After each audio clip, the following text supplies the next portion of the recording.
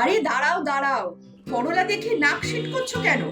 জানি জানি জানি তো করলা খেতে কারোরই ভালো লাগে না, কিন্তু তা বলে তো আর চলবে না, কারণ এটা খুবই উপকারী সবজি, বিশেষ করে এই গরমের দিনে।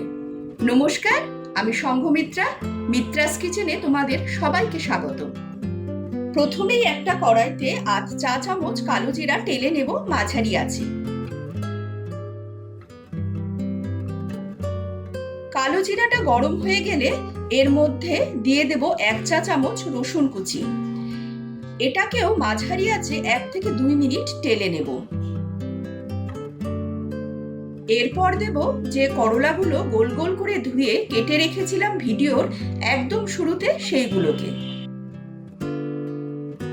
স্বাদ মতো লবণ দিয়ে নাড়াচাড়া করতে করতে করলা থেকে যে সামান্য জলটা বের হয়েছে সেটাকে শুকিয়ে নেব। এরপর দেব সামান্য জল, কারণ এখন আমি কিছু গুঁড়ো মশলা ব্যবহার করব, নইলে পুড়ে উঠবে। একে একে দিলাম ৮ চা চামচ হলুদ গুঁড়ো, ৮ চা চামচ কাশ্মীরি লঙ্কার গুঁড়ো।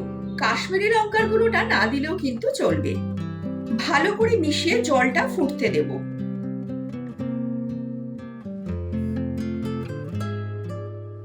জলটা ফুটে গেলে একদম কম আঁচে ঢাকা দিয়ে রান্নাটা করব। এর ফলে একদিকে মশলাটা যেমন কষে যাবে, অন্যদিকে করলাটাও সেদ্ধ হয়ে যাবে। তবে মাঝে মাঝে কিন্তু নাড়াচাড়া করতে হবে। সবার কাছে আমার একটা আবদার, রেসিপিটি ভালো লাগলে চ্যানেলটিকে সাবস্ক্রাইব করে আমার পাশে থাকার, আর ভিডিওটিকে লাইক এবং তোমাদের বন্ধুদের কাছে শেয়ার করে আমাকে সাপোর্ট করার জন্য।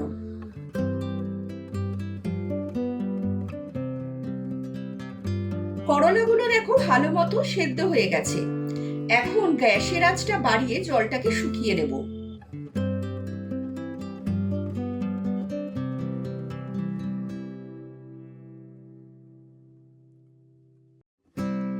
জলটা শুকিয়ে গেলে দেব আবার সামান্য একটু জল ঝোলের জন্য। গ্যাসের আঁচটা বাড়িয়ে ঝোলটাকে ফুটতে দেব।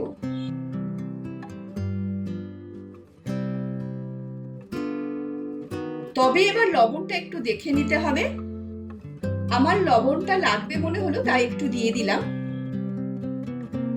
এবার মিশিয়ে নিয়ে ঝোলটা জাল করে নিলেই তৈরি তেল ছাড়া করলার ঝোল, যা ভাতের সাথে খুবই ভালো লাগবে। তবে এটাকে কিন্তু গরম গরম পরিবেশন করুন।